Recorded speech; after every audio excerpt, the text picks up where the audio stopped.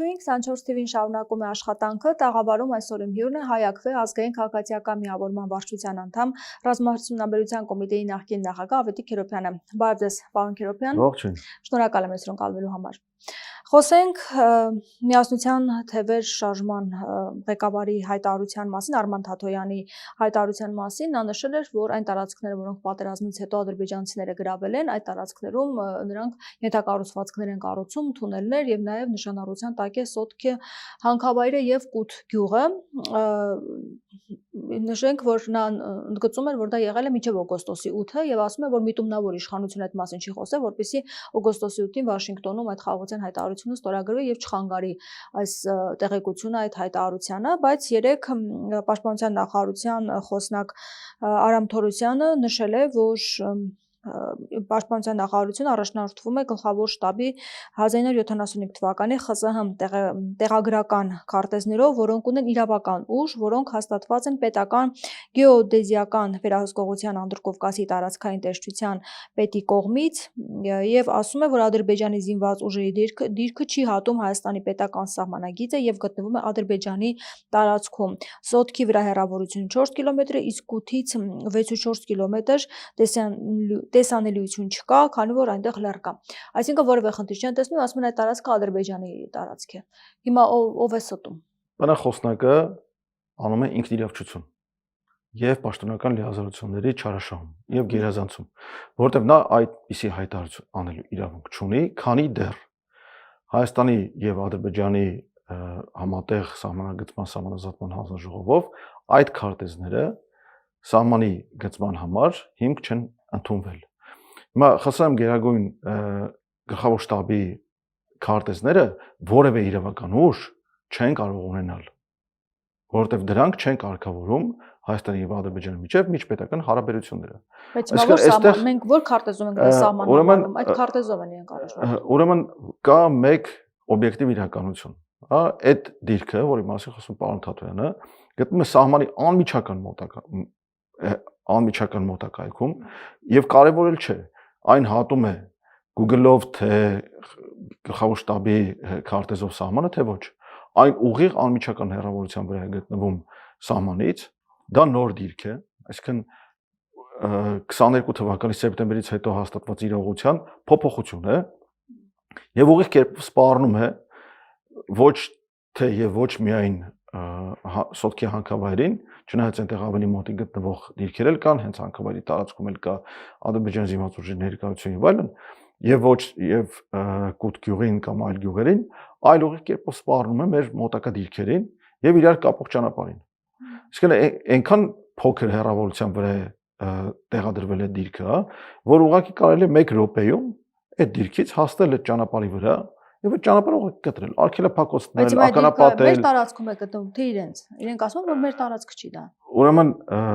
տարբեր մեկնաբանություններ կարող են լինել, բայց ել եմ կրկնում, բանախոսնակի հայտարարությունը, որ դա մեր տարածքը չէ, դա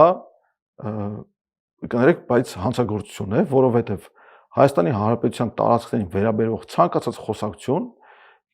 պետք է լինի միմիայն միջպետական հարաբերությունների կոնտեքստում։ Բանախոսնակը հայտարարելով, որ գլխավոր շտաբի զինված ուժերի գլխավոր շտաբի քարտեզով են առաջնորդվում եւ դա ունի իրավական ուժ, դա մեղմ ասած հակաիրավական քայլ է եւ հակապետական, քանի որ առնչվում է Հայաստանի Հանրապետության տարածքին։ Միշտ գիտենք, որ Հայաստանի Հանրապետության տարածքին քարտեզներով պետք է առաջնորդվեն։ Այն քարտեզներով, որոնք սահմանագծման սահմանազատման հանձնաժողովների համատեղ որոշումների հիման վրա կներկայացվեն ազգային ժողովներին, խորհրդաներին եւ կընդունվեն, կհաստատվեն որպես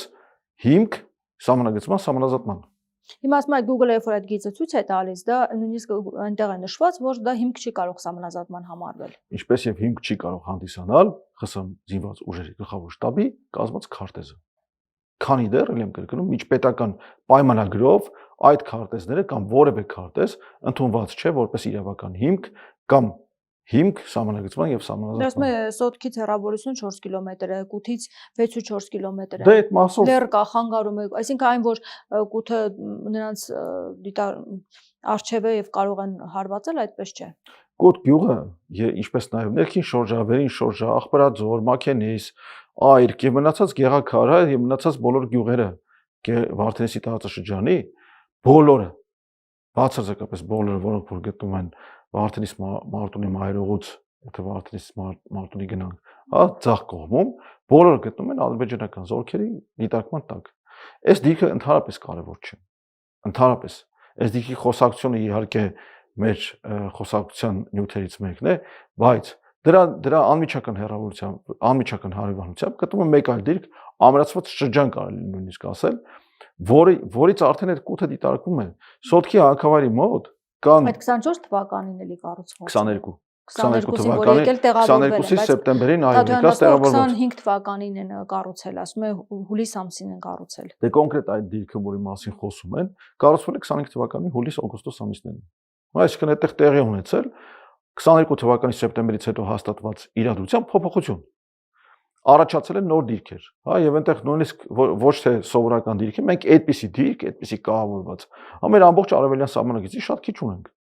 Իրենք եկել ամրացել են այդտեղ։ Եվ էլ եմ կրկնում ճանապարհից, մեր միջդիրքային դիրքերի երկկապող ճանապարհից ընդհանրապես 150-200 մետր հեռավորության վրա։ Այսինքն նույնիսկ կարելի է ասել այդ դիրքը, այդ ճանապարհը այլևս մերը չէ, որովհետեւ ինչ ուզեն այդ ճանապարհի հետ կարող են անել։ Ինչ ուզեն, հա, արգելափակեն, արգելափակոց տնեն, գրավեն այդ ճանապարհը, հա։ Իհարկե սա միակ դեպքը չէ, սա միակ այսպիսի իրադրությունը չէ։ Մեր ամբողջ արևելյան սահմանակիցով այսօր մենք ունենք խիստ անբարենպաստ դիրքային իրավիճակ ոչ մեր օգտին, հա, եւ ավելին ադրբեջանցիների օգտին։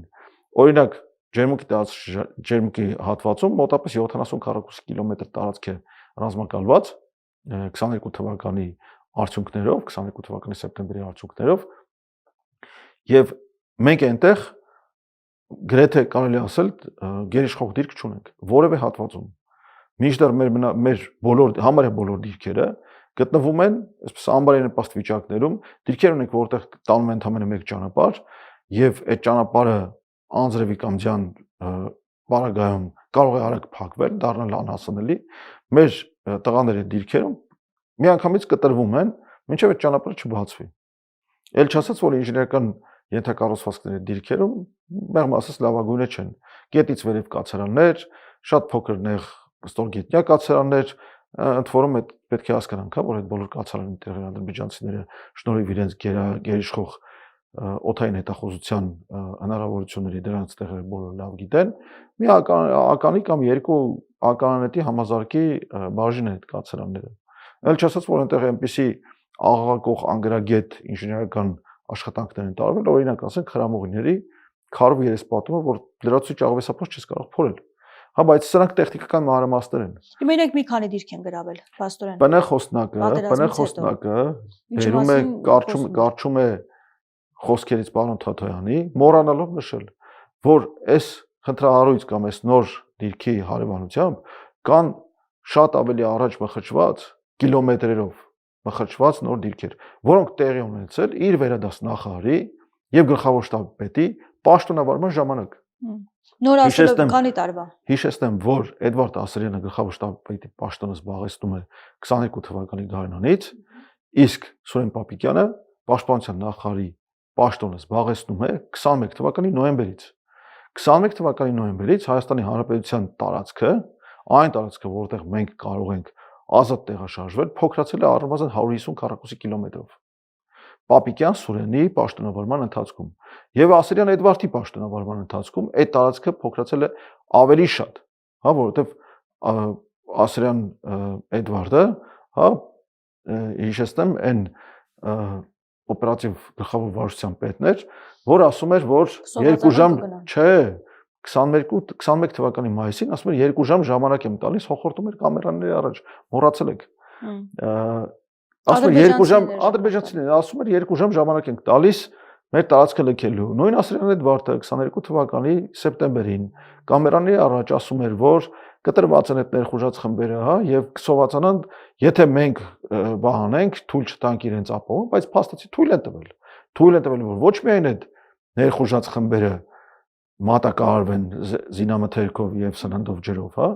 այլ ամրանան մեր տարածքում, ստեղծեն ամրանան գերիշխող դիրքերում ստեղծեն ճանապարհ, կառուցեն ճանապարհներ իրենց դիրքերը տանող։ Եվ այդ որում ասում ես այդ տարածքները շատ լավ ուսումնասիրել եմ եւ նաեւ օդային հետախուզության միջոցներով, հա։ Ուրեմն մեր տարածքում այնպիսի ճանապարհներ են սարքել, որ տանկեր կգնա այդ ճանապարհով, լիմուզինել կգնա այդ ճանապարհով։ Դրա մասին մոռանում են ասել։ Դրա մասին զլանում են ասել։ Ջերմուկում օրինակ ջերմուկում, այդ գրաված հատվածներից այո, ռազմակալված տարածքներում խորացել, այո։ Եվ դա կրկնեմ, խոսքը չի գնում 25 թվականի մասին, հա։ Չնայած 25 թվականին էլ են Թաթոյանի ասածը կոնկրետ 25 թվականներ վերաբերում։ Այո, բայց դա չէ կարևորը։ Երբ որ իրենք գրավել են այդ դիրքերը 22 թվականին, դրանից հետո ենթակառուցվածքներ են կառուցում, որոշ գերիշխող բարձունքներ, օրինակ մի քանի տասնյակ մետր կարճացել են։ Օրինակ Աչասարը, հա, Կարմրակատար սարը կարճացել են այն պատճառով, որ այնտեղ ադրբեջանցիները սարի բլրի գագաթը հարթացրել են եւ խորացել այնտեղ։ Իսկն ամրաշինական կառույցներ, կացարաններ, պաշտպանված զինապայեցներ եւ այլն։ Ելույթ եմ կրկնում, ահռելի մեծ ճանապարհաշինարարական աշխատանքներ են կատարել եւ շարունակում են կատարել մեր տարածքում եւ մեր սահմանների անմիջական մոտակայքում։ Դա մեր տարածքն է, մի խոսքով դուք նշում եք։ Խոսենք նաև հետախուզության հայտարարության մասին, արտաքին հետախուզությունը երեք հայտարարությամբ էր հանդես եկել, նա նշում է մասնավորապես, որ այլ երկրում ՀՀ քաղաքացիների նկատմամբ ճնշումներ են գործադրվում սպասվող ընտրական գործընթացները միջամտելու համար եւ տարբեր քննարկումներ եղան այս առումով, որ այս ամեն ինչը արվում է այն բանի համար, որ նույն մոլդովական սցենարը այստեղ գործի դնեն, այսինքն որոշ քաղաքական ուժերի թույլ չտան, որ նրանք մասնակցեն ընտրություններին, որովհետեւ արտաքին հետախուզության ծառայության այդ հայտարարության հիման վրա այդ մարդիկ նաև ազդելու են քաղաքական փաստորեն գործընթացների քաղաքական ուժերի վրա, այսինքն դրսից ազդեցություն կա քաղաքական ուժերի վրա ընտրություններից առաջ։ Հիմա ինչ է սպասվում եւ արդյոք այդ սցենարն են գործի դնելու։ Տեսեք, եթե ուղիղ կերպով անդրադառնանք հենց այս հայտարարությանը, հա, չմոռանանք, որ մոլդովական սցենարը իր մեջ ներառում էր արտերկրում բնակվող, այսինքն Մոլդովայից դուրս բնակվող Մոլդովայի քաղաքացիների մեծ զանգվածներ, մոտավորապես 900,000 հոգի քվեարկել է Մոլդովայի տարածքից դուրս, որից գերակշիռ մեծամասնությունը քվեարկել է ոչ Ռուսաստանում բացված եղել ընդամենը 1 տեղամաս, իսկ մնացածը կարելի ասել մոտավորապես 95-97% մասնակցությամբ քվեարկել են Եվրոպայի տարբեր երկրներում բացված ընտրատեղամասերում, որի շնորհիվ իշխող ուժը Մայա Սանդուի գլխավորած ստացել է մեծամասնություն։ Հիմա դա բացատրել միայն նրանով, որ հիմնական ընդդիմադիր ուժին հեռացրել են ընտրություններից, չեմ կարծում, որ մեր մոտ մեր այսօրվա գործող վարչախումբը այդ գայթակղությանը կտրվի, որովհետև դա մեծ բողոքի ալիք կբարձրացնի, իսկ այդ բողոքի ալիքը հնարավոր չի լինի այսպես արագ ճնշել, հա, բայց մյուս կողմից, տեսեք, այս իշխանությունները իրենց տարատեսակ խոսող գլուխների կամ մանկլավիկ ուժերի կամ սպասարկող իրենց օրակարգ սպասարկող ուժերի խոսնակների բերանով պնդում են, որ չեն թույլ տալու Գյումրի 2 սցենար, բայց ես հավատացած եմ, որ իրենք ավելի սարսափում են Փարաքար 2-ից։ Հա, հիշեցնենք, որ Փարաքարում ընդդիմադիր գործիչ Վալոդի Հակոբյանը լուսահոգի բացարձակ մեծամասնություն, այո, բացարձակ մեծամասնություն ստացավ, այո, 50%-ից ավել ձայն ստացավ եւ դրանից են վախենում։ Այս վարչախմբի այսպես նույնիսկ կարելի ասել հոգեվարքային ցնցումները տարատեսակ շեղող բերելով, կրծվող խնձոր, հա, պերաշկի ու կուկուրուզ կամ սաշիկ օրինակ, հա, 2 օր առաջ մեջ բերվեց նոր օրակարգ կամ տարատեսակ հայտարարություններ, որ դուլ չենք տալու թալաններ, բաներ եւ այլն, հա, եկեղեցու դեմ հարցակում, որը միջալոց մարել է, տեսեք, չի աշխատում դա, մարել է։ Ժամանակավոր է գուցե։ Կամ նույնիսկ այնպիսի հակասական քայլեր, ինչպիսի օրինակ կենսաթոշակների բարձրացումը մաստակի, որի մասին հայակվեն բարձրաձայնում էր դեռ սեպտեմբեր ամսից եւ հանրագիր ստորագրվակ է իրականացնում, հա, եւ հանրային ճնշում է կազմակերպում եւ այլն, ու չմոռանանք, որ նույն այս իշխանությունները դեկտեմբերին բյուջեի քննարկման ժամանակ հայտարարում են, որ դա այդ կոչերը կենսաթոշակ բարձրացնելու, հա, հիբրիդային պատերազմի էլեմենտ են։ Ինչ տեղի ունեցավ, որ փետրվար ամսին ընտրական այսպես գործընթացի արդեն բառից բուն իմաստով ընթացքի ժամանակ որոշեցին թոշակ բարձրացնել 10,000 դրամով եւ երբանից այդ թոշակ բարձրացված թոշակը մարդիկ կստանան մայիս ամսին եւ դեռ թարմ կլինի այդ հիշողությունը ընտրությունների գնալուց բայց դա էլ է իրենց դեմ աշխատում որովհետեւ հանրությունը շատ լավ գիտի թե ով է կանգնած սրա հետևում եւ ինչի համար են սա անում էշի տեղ են փորձել դնել թոշակառուներին բայց սա ստորացուցիչ եւ վիրավորական է մեր երկիրը կառուցած մարդկանց նկատմամբ եւ հենց այդպես էլ ընկալում ենք մենք հանրային կարծիքի հետազոտություններ ենք անցկացնում եւ հասկանում ենք որ մարդիկ այնպես չի որ միանշանակ դրական են ընկալել սա հաշվի առնելով եթե հիշենք ասենք կառավարության ղեկավարի բարձրագույն հայտարարությունները որ իրենք ավելի լավ գիտեն թե թոշակառուին տրվել է 10 կամ 11,000 դրամը ինչի վրա ավելի լավ ծախսեն առողջության պարտադիր ապահովագրություն են եւ հասկացան որ թոշակառուների թիվն էլ մեծ է եւ հիմնական ասում են Փաշինյանի ընտրազանգվածն է թոշակառուների մեծ մաս բայց հիմնական ընտրազանգված այդքան յետասարդներ չեն ինչքան տարեցները եւ դրա համար ուզեցել է Սիրաշահին նրանց փորձել է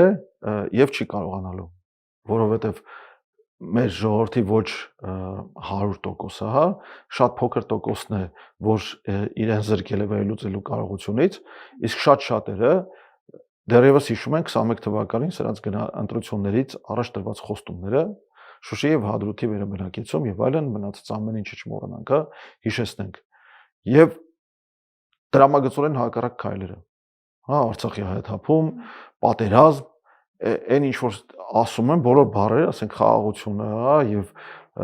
արդարությունը, ամեն ինչ հակառակն են արել, բայց շարունակում են պնդել, որ իրենք են դեռ են ուժը, որին կարելի է քվետալ։ Չի կարելի քվետալ բացարձակ ստախոս հակահայ, հակապետական ուժին։ Հիմա Փաշինյանը որ գնում է տարբեր երկրներ, ներողություն, տարբեր շրջաններ եւ ման է գալիս, այդ ժամանակ մարդկանց աջակցությունը դուք չեք տեսնում որ կա։ Թե դա բավարար չէ։ Այնց դա չենք տեսնում։ 1-2 հոգի գալիս են դիմավորում են եւ իր շրջիկ թափառախումբը, որը որ հիշեցնենք ամբողջ աշտանը եւ ձմռան մի մասը գնում էր տարբեր եկեղեցիներ, դրանից առաջ ուղարկելով ԱԱՑ ուժերին, այդ մարեց, տեսեք, դա մարեց, հա, մարեց, որովհետեւ հասկացան, որ լայն աջակցություն չունի, այլև կա ամեն դեպքում։ Լայն աջակցություն այլևս չունի այս ուժը։ Եվ չի էլ կարող ունենա, եթե մենք ունենք քաղաքացի, ոչ թե ընտրազանգված, հա, եւ քաղաքացիական ինքնագիտակցությունը պետք է հասկանանք, որ ինչքան սրանք փորձում են հակապետական, հակաժողովրդական քայլեր անել, կամ ինչ որ քայլեր անել, դեմ է առնում արդեն քաղաքացիների բարձրաձայն դժգոհությանը։ Մենք այս կեսաթոշակների բարձրացման պահանջով որ հանդես եկանք, մեզ որակում էին որպես պոպուլիստ, որակում էին որպես հիբրիդային պատերազմի մասնակից, հարձակումների գործոն եւ այլն, ուղիղ կերպով մատնանշում էին հայրենին որպես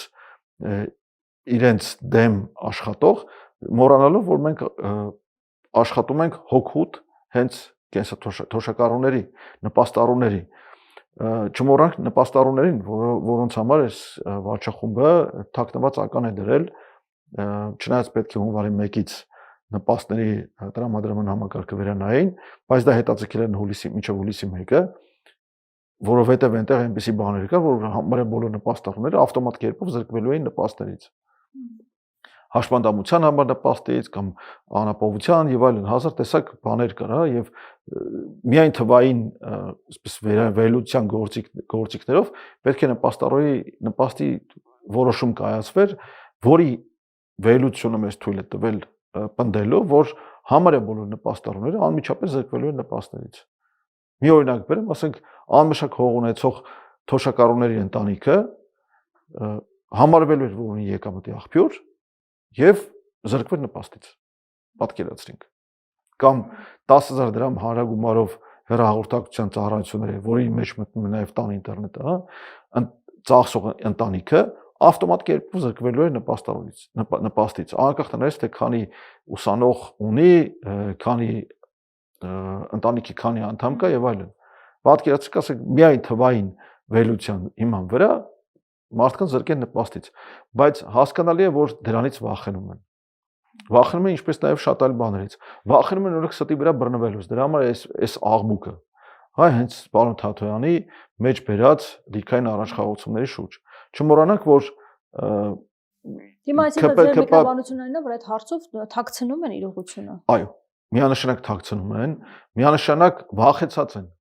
իրական իրողությունը բացահայտվելուց։ Տեսեք, ԿՊ-ական падգամավորը Լիլիթ Մինասյանը, որը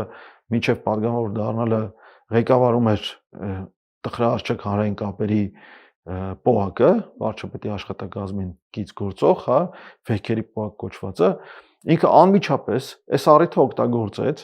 Պաշտպանության նախարարին կառավարության հարցու պատասխանի ժամանակ հարցը տալով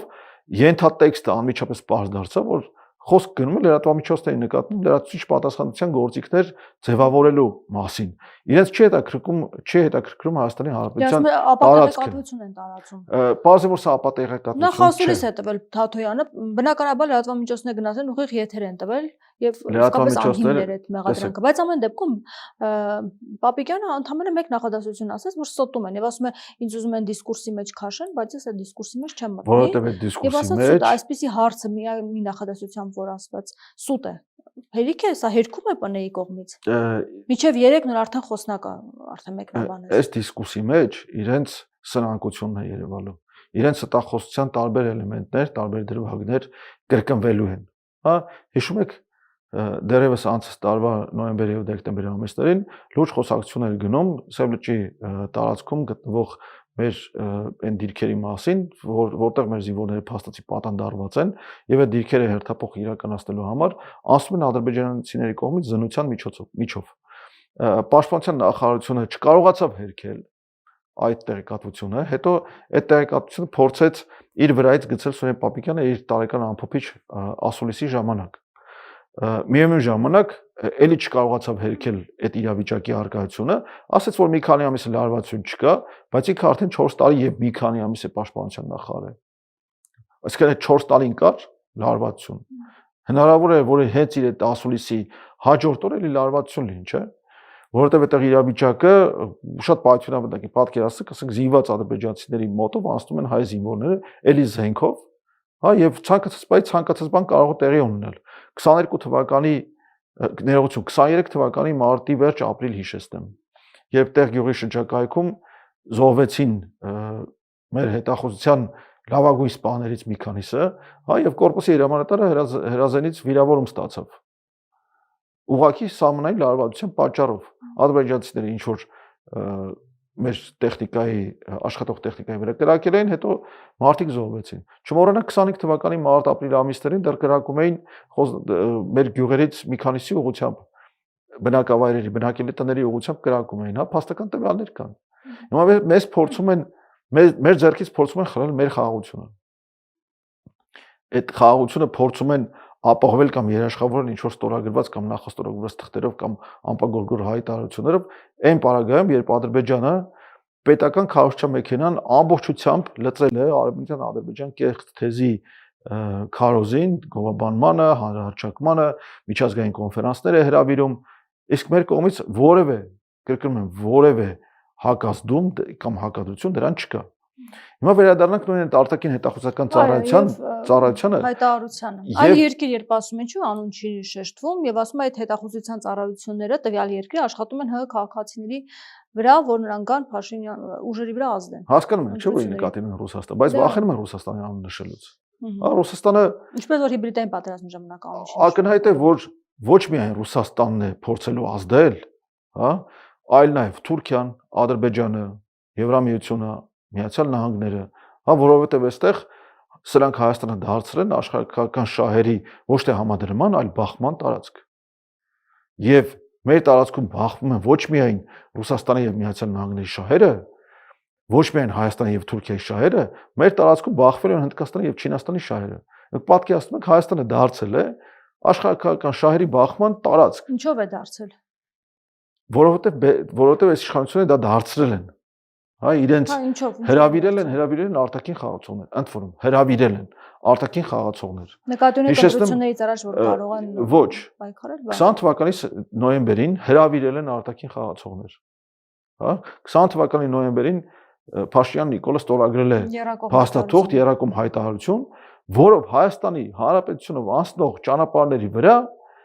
տարածվել է ռուսական FSB-ի վերահսկողությունը։ Հիմա փորձում է ռուսական FSB-ն փոխարինել մեկ այլ բանով։ Բայց հիշեցնեմ, որ հենց ինքն է ստորագրել այդ փաստաթուղթը։ Հենց ինքն է ստորագրել 25 թվականի օգոստոսի 8-ի համաձայնագրերը։ Հենց ինքն է իր արտգործնախարարի ձեռքով ստորագրում կամ նախաստորագրում TRIP-ի համաձայնագիր։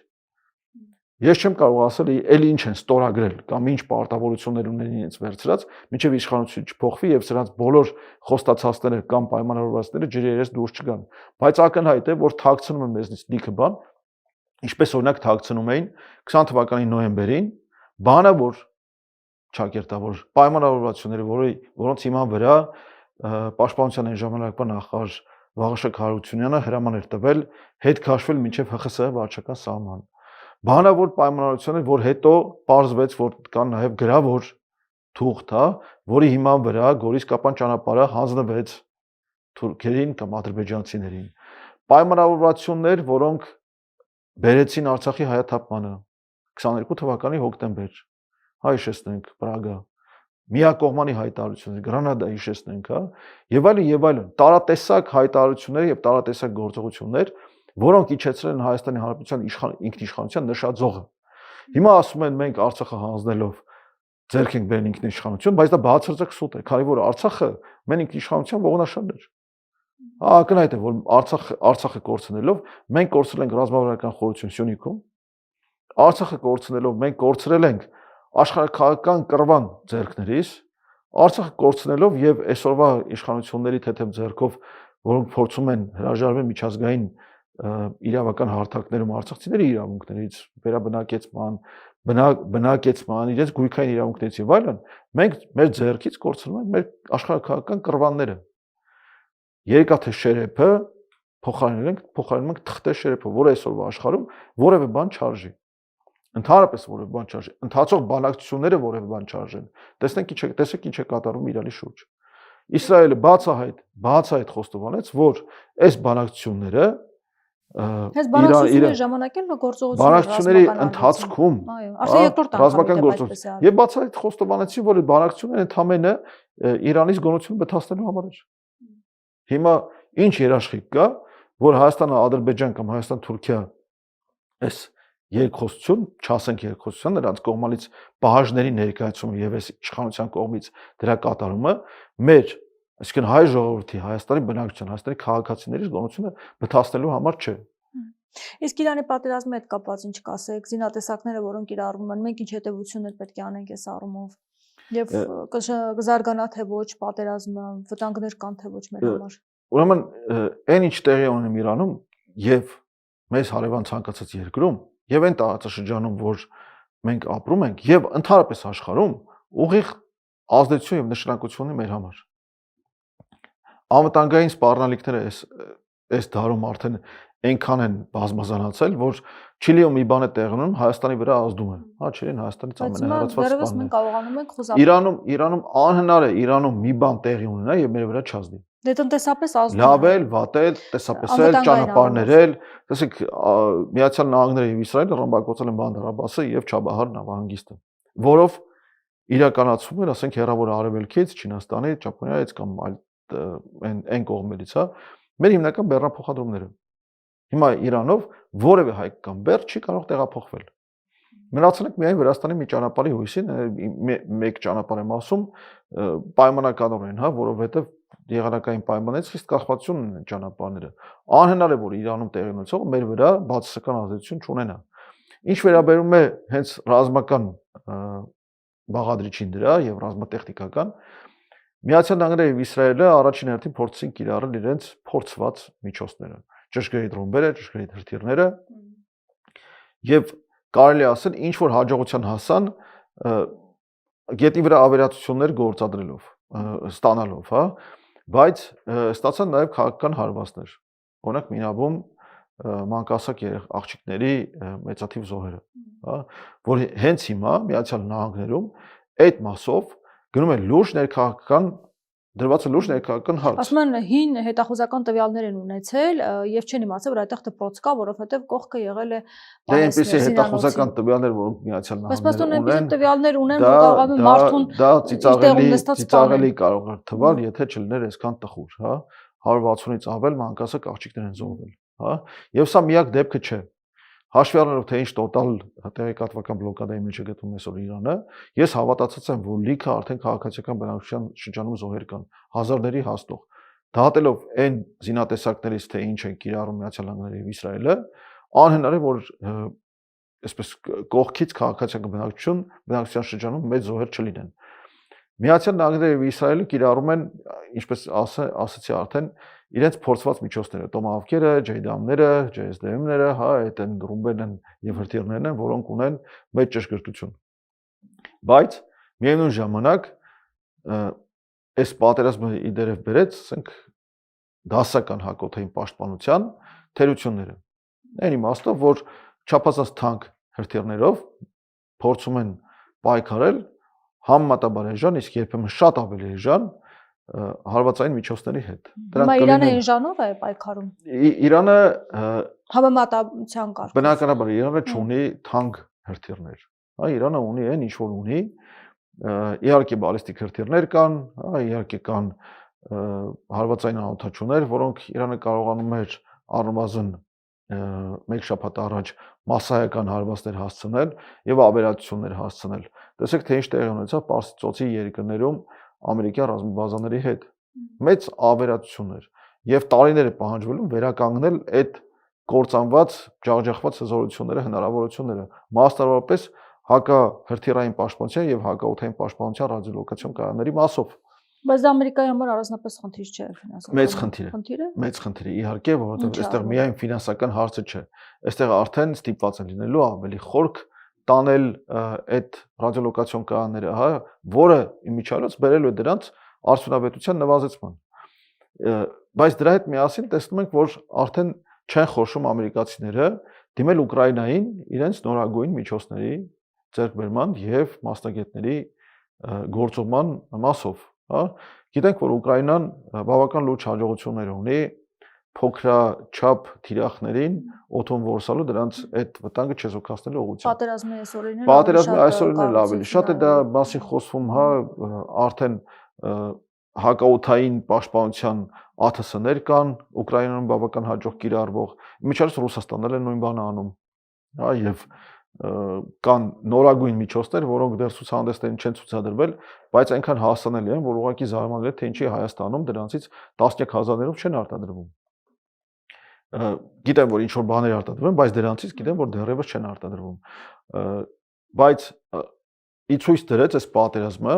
հակաօդային պաշտպանության սկզբունքների եւ համակարգերի կառուցման վերանայման անհրաժեշտությունը, դասական հակաօդային պաշտպանությունը այլևս չի աշխատում։ Բայց ակնհայտ է նաեւ, որ եթե չունես հակաօդային պաշտպանություն եւ օդային գերակայություն, այս կամ այն ձևով, հա, լինի դա հակադրոնային պաշտպանության տեսքով, լինի դա կործանիչ ավիացիայի տեսքով, եթե դու քո երկիրը չես վերահսկում, ապա հաղթանակի շանս չունես։ Հիմա կարող է, այսինքն այդ երկաթե գունդը ընդհանրապես այնպես չի, որ չի աշխատել։ Ինչ որ բան անում է իհարկե, հա, այսինքն որոշ ինչ որ հրթիռներ որսում են, հա, ինչ որ ավերածություններ կարողանում են խուսափել ավերածություններից եւ այլն, բայց շատ արագ է սպառում հրթիռային միջոցները։ Հա, դրանք ունեն խոցման այսպես հավանականություն, սովորաբար հակաօդային պաշտպանության միջոցների արդյունավետությունը չափվում է 0.9 հավանականությամբ երկու հրթիռով խոցելու 0.9 հավանականությունը, հա, թե ինչքան ես դու դրան մոտ։ Բայց այսօր այդ հրթիռները չափազանց թանկ են այն թիրախների կամ այն վտանգները չեզոքացնելու համար, որոնք առկա են այս պատերազմում։ Եվ այստեղ նաև լուրջ հարց է օրինակ այսօր կոնգրեսում եւ սենատում լուրջ հարց է քննվում եւ պաշտպանության նախարարին ավելի պատերազմի նախարարին հա կանչում են հարցաքննության թե պատերազմի նախարարությունն է կոչվում այդ ինչ ծախս է կանում առանց կոնգրեսի կողմից պատերազմը հայտարարելու տարբեր գնահատականներ հնչեցին այս վերջերս բայց առաջի 4 օրվա ընթացքում միայն Միացյալ Նահանգների հարցակողական զենքերի ծախսը գնահատվում է $5 միլիարդ ավել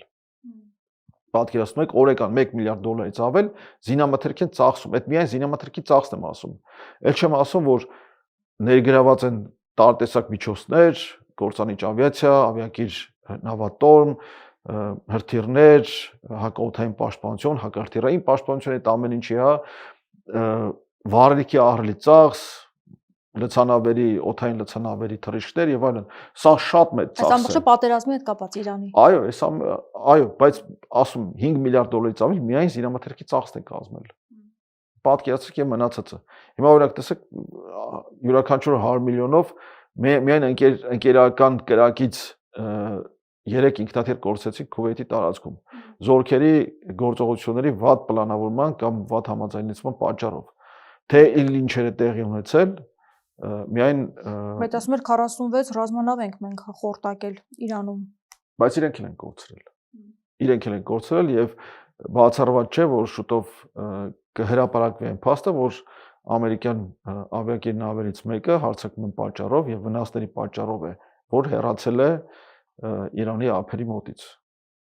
Ավելի քան 1000 կիլոմետր հեռացել է ափերի մոտից, նրան փոխարինելու գալիս մեկ այլ ավիակիր նավատորմ։ Ինչ որ հաջողություններ Իրան նաև ունի։ Բայց տեսեք նաև համաշխարհային տնտեսության վրա էս ամենը փոխարինելու է գալիս, դա չի նշանակում, որ անընդհատ կարողանում են ինչ-որ նրան էլ կխփեն, հա։ Իհարկե ամերիկյան ռազմական մեքենայի հնարավորությունը չպետք է թերագնահատել։ Անսպառ հնարավորություններ ունեն։ Հա, եւ այսօր ամերիկյան ռազմական մեքենան իր երբևէ ամենամեծ հզորությանն է հասել։ Ժամանակից ավիակիրներ, հա, յուրաքանչյուր, ասենք 3-4 տարվա թարմություն ունի։ Հսկայական օդային ուժեր, հսկայական հրթիռային ուժեր, հա, եւ չպետք է մոռանանք նաեւ հետախուզության անսպառ հնարավորություններ։ Ռեալ ժամանակի ռեժիմով կարող են հետախուզել եւ հասկանալ, թե որտեղ ինչ է կատարում գետնի վրա։ Թե որքան է նպատակարար իրենց այսքան մեծ ծախսեր եւ այսքան մեծ գործընթացների մեջ մտնել։ Բայց ներսում եւս բոլորը համակարծիք չեն Թրամփի հետ, որ փաստորեն պետք է գնա եւ ուրեմն Թրամփի վարչակազմը ճեղքվածքներ է տալիս, հա, ներքին գործերի, այսպես կոչված Department of Homeland Security քարտուղարը, նախարարը, հա, ստիպված եղավ հրաժարական տալ հանրային լայն ճնշման հետևանքով, արդյունքում գլխավոր դատախազի վրա ահռելի ճնշում Էփշտեյնի ֆայլերի պատճառով։ Այս պատերազմի պատճառով պատերազմի նախարարի վրա է հսկայական ճնշում գործադրվել, որովհետև այս վերջերս պարզ դարձավ հանրային տեղեկատվություն դարձավ այն, որ 2025-ի սեպտեմբերին ահռելի պաշտպանությանը չվերաբերող ծախսեր են արել։ Ստեյքերի, լոբստերների, դաշնամուրների եւ ճոխ առարկաների ճոխության պերճանքի շռայլության վրա, հա, շատ մեծ ծախսեր են կարել, հարյուրավոր միլիոնավոր դոլարներ եւ միլիարդավոր դոլարներ։ Այսինքն այստեղ մենք բյուջեն է ռազմական տրիլիոն, այո, բյուջե տրիլիոնից ավել ռազմական բյուջե են պահանջել, հա, եւ Տրամփը այս վերջերս պարզենում էր, որ ռազմավարության ամերիկյան ընկերությունների հետ համաձայնության է եկել լավագույն զենքերի, ամենաճշգրիտ զենքերի արտադրությունը քառապատկելու հետ կապված։ Գիտենք, որ հսկայական ճնշում է գործադրվում այսօր հաստատական բանականությամբ զբաղվող ընկերությունների վրա, որպեսզի դրանք դարձնեն ավելի հակամարտկային, հանեն արանքից այն մարդ սպանելու որոշման արանքից հանեն մարդուն։ Դրանք դարձնեն լիովին ավտոմատացված կամ հանեն դրա մեջից հակամարտկայնությունը, այսինքն մարդկայնությունը։ Այսինքն այստեղ մենք գնում ենք տոտալ պատերազմի եւ չպետք է մոռանանք, ասենք ինքներս պետք է հաշիվ տանք, որ երրորդ համաշխարհային պատերազմը ոչ միայն ընթացքի մեջ է, այլ ընթանում է մեր տարածաշրջանում։ Ճիշտ է, դեռևս մեկ երկիր է թիրախում, այս սրա թիրախում, հա, բայց չմոռանանք, որ թիրախում հայտնվել են անուղղակի կերպով Պարսից ծոցի երկրները, որտեղ Իրանը ի պատասխան Միացյալ Նահանգների եւ Իսրայելի հարձակման ոչ միայն Իսրայելի եւ ԱՄՆ-ի ուժերին է հարվածում, այլ նաեւ ծոցի մյուս երկրների տնտեսական ենթակառուցվածքներին, նավթավերամշակման գործարաններին, նավթային հանքավայրերին, նավթալցման նավահանգիստերին, օդակայաններին, ռադիոլոկացիոն հնարավորություն եւ այլն։ Հա ու առաջնային ամեն դեպքում առաջնային նպատակին Միացյալ Նահանգները եւ Իսրայելը չասան։ Կլայնվի պատերազմը եւ կերկարաձգվի։ Չեն էլ թաքցնում արդեն, որ իրենց պատկերացրածից ավելի երկար է տևում սա։ Այսինքն այսօր 12-րդ օրն է։ 12 օր տևեց 25 թվականի ամռանը Իսրայել-Իրան հակամարտությունը, որը ավարտվեց Միացյալ Նահանգների միջամտությամբ։ Հիմա Միացյալ Նահանգները առաջտային դերակատարություն են ստանձնել, միջարոս բացառված չէ, որ խիստ այսպես զգայուն եւ անձնական ճնշումների հետևանք է սա, չմոռանանք, որ Տրամպի վրա հենց նույն Էփշտեյնի ֆայլերի պատճառով կա հսկայական ճնշում եւ իրողությունը թաքցնելու եւ մնաց ամեն ինչի մասով, հա։ Ընտրությունները լինելու կոնգրեսում, սենատում եւ 3 Ջորջիայում այնտեղ մի հայտնի կոնգրեսմեն կար, Մարջերի Թեյլոր Գրինը, որը շատ հայտնի տրամպական էր, հրաժարական տվեց եւ Ջորջիայում դեմոկրատները կարողացան ամեն դեպքում երկրորդ փուլ ապահովել արդեն իրենց առավելությամբ։ Այն տարածքում, որը ավանդաբար կարմիր էր, այսինքն հանրապետական։ Հայ հիմա այստեղ մենք չպետք է թերագնահատենք Ամերիկայի ներքին քաղաքականության ազդեցությունը արտաքին քաղաքականության վրա։ Այնտեղ միշտ շատ ավելի լուրջ է, սահմանադրությանը շատ լուրջ են հետևում։ Տրամպը այս վերջերս նախաձեռնել է 22-րդ փոփոխության, սահմանադրության 22 փոփոխության վերանայումը, որը սահմանափակում է պրեզիդենտի պաշտոնավարման ժամկետները, հա, եւ ամերիկյան հասարակությունը սա միանշանակ չի ընդունում։ Նույնիսկ կոնգրեսում եւ սենատում մեծամասնությունը կազմող շուտ կոնգրեսում, հա, ասենք, որտեղ սենատն է կոնգրեսի մեջ, ներկայացուցիչների պալատում եւ սենատում մեծամասնությունը կազմող հանրապետականների շարքերում լուրջ դժգոհություն է հասունացել։ Լրջագույն։ Դա այսինքն սա նշանակում է երկարատև չի տևի պատերազմը։ Վաղ կա, հենց նույն հանրապետականի շրջանում, որ Տրամպը կարող է գնալ միջուկային զենքի կիրառման, որը մեր վրա ծայրահեղ բացասական ազդեցություն է ունենալու։ Ծայրահեղ։ Չենք կարող դա անտեսել։ Հա, եւ այն կրոնական մոլեռանդությունը, որը որ այս վերջերս քարոզում էր էկրանից Բենյամին Նետանյահուն եւ որով որ առաջնորդվում է իրականում Տրամպի վարչակազմի առնվազն որոշ պաշտոնյաներ, այն վկայությունները, որ որոշ ռազմական հրամանատարներ վկայակոչում են Արմագեդոնը, Փրկչի երկրորդ գալուստը, համոզելով իրենց ենթականերին, որ սա Կապած այդպիսի բաներ այո, եւ դա բացահայտվում է։ Միացյալ Նահանգների զինված ուժերում է սա այս ամեն ինչը արդեն տեղի ունենում, որը խախտում է բոլոր ընդունված կարգերը եւ կանոնները, հա։ Եվ եթե մարդիկ արդեն գնում են սրան, հիմնավորելու իրենց հակամարտկային քաղաքականություն կամ հակամարտկային գործողությունները կամ չպետք է վախենանք ասել անօրինական պատերազմ, որտեղ պատերազմ հայտարարելու համար կոնգրեսի հավանություն է անհրաժեշտ, հա։ Սա Միացյալ Նահանգների Ի սկզբանե ասում եմ, որ ԱՄՆ-ում բոլորը համակարծիք չեն, որ պետք է այս պատերազմում ԱՄՆ-ը մասնակից լինի, այո։ Հակակարծիք են վարչակազմի այս գործողությունը շատ լուրջ դժգոհության տեղ է տվել։ Շնորհակալ եմ զրույցի համար։ Ձեզ շնորհակալություն զրույցի համար։ Զրուցում է Հայ Ակվե ազգային քաղաքացիական միավորման վարչության անդամ Ավետիք Քերոբյանի հետ։ Շարունակեք մեզ հետևել, կհանդիպենք։